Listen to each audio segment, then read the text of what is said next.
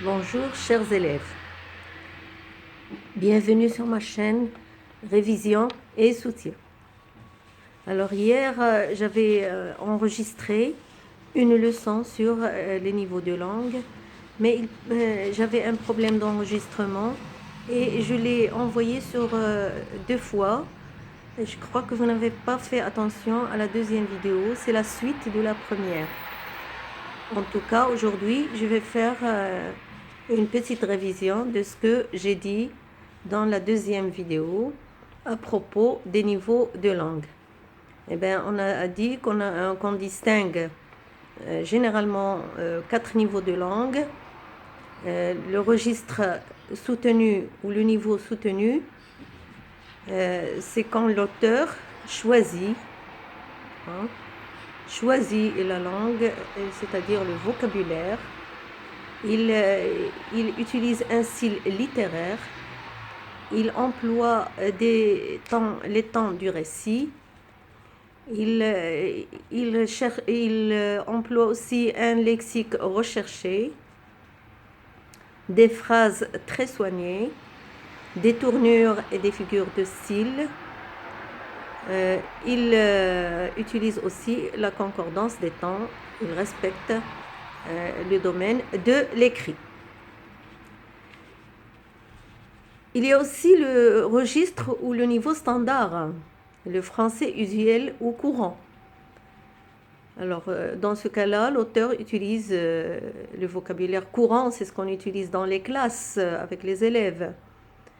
Il respecte bien sûr les règles grammaticales et ce registre est adapté à toutes les situations.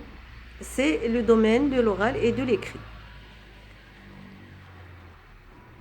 On relève aussi le registre familier ou le niveau familier. Les phrases sont un petit peu relâchées. Il y a beaucoup de répétitions.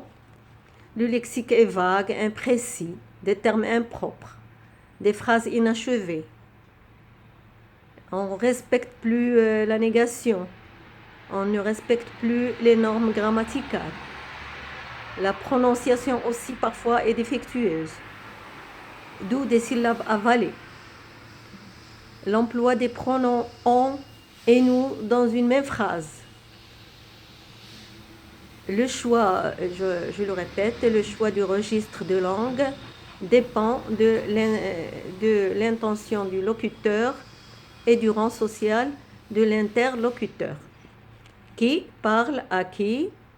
Je le répète, si tu parles à ta mère ou à ton père, c'est pas la même chose que si tu parles à un ami ou à une amie. C'est pas la même chose que si tu t'adresses à un professeur ou bien à un directeur. Dans chaque situation, il faut choisir le niveau approprié à la situation. Alors maintenant, on va relever des exemples dans la nouvelle toujours de Guy de Maupassant, Auchan. Alors, l'auteur rapporte une phrase, les Valins vivotaient à leur aise grâce à la pension. C'est après que les Valins ont donné leur enfant adopté par Madame Budière. Ils vivotaient, c'est-à-dire ils vivent d'une manière riche un petit peu grâce à la pension qu'ils perçoivent chaque mois. Leur fils aîné partit au service, le second mourut. Voilà une phrase qui appartient à la langue courante, un vocabulaire bien compris, accessible à tout le monde. Alors quand le fils Jean est revenu pour voir ses parents, il s'adresse à ses parents avec « Bonjour papa, bonjour maman ». C'est-à-dire il a déjà étudié, il a déjà appris comment s'adresser à ses parents, comment les respecter. Mais alors ils se dressèrent, les parents, c'est toujours l'auteur quand il revient, ils se dressèrent effarés. Alors voilà un terme soutenu qui veut dire stupéfait.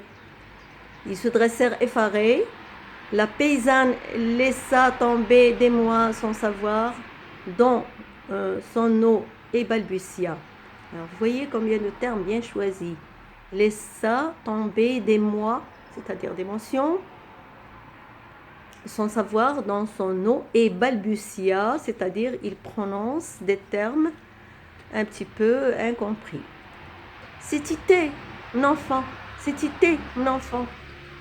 Alors, vous voyez le jargon paysan utilisé par l'auteur dans la nouvelle Guy de Maupassant.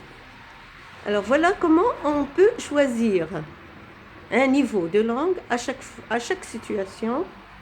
Hein, on choisit un niveau de langue approprié. Alors,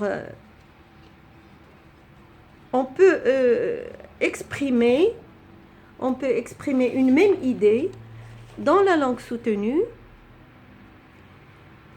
dans le niveau courant ou bien dans le niveau familier. Il était fier de lui que ses amis le fouillaient. Il était si pénétré de son importance que ses amis se raréfiaient. Il est gonflé, ce mec-là. Ses amis le fuiront. Alors, vous voyez qu'on peut exprimer l'idée de l'orgueil dans les trois niveaux, avec un vocabulaire, bien sûr, différent. Donc, il était fier de lui, c'est-à-dire orgueilleux, hein, que ses amis le fouillaient.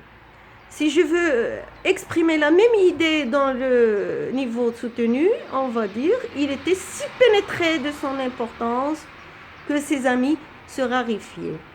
Ou bien dans la langue familière, les amis peuvent dire « Il est gonflé ce mec-là ». Ses amis le fuiront. On peut encore relever quelques vocabulaires dans toujours la nouvelle.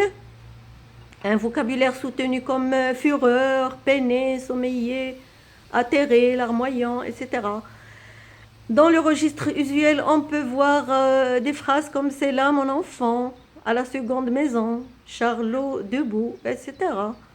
Et dans le registre familier, on peut relever « te voilà, tu es revenu Jean »,« je voulais un point vendu mon enfant », etc. etc. J'ai fait un relevé à peu près de tout le jargon des paysans dans Auchan de Maupassant que vous allez voir dans la feuille suivante que je vais présenter tout de suite.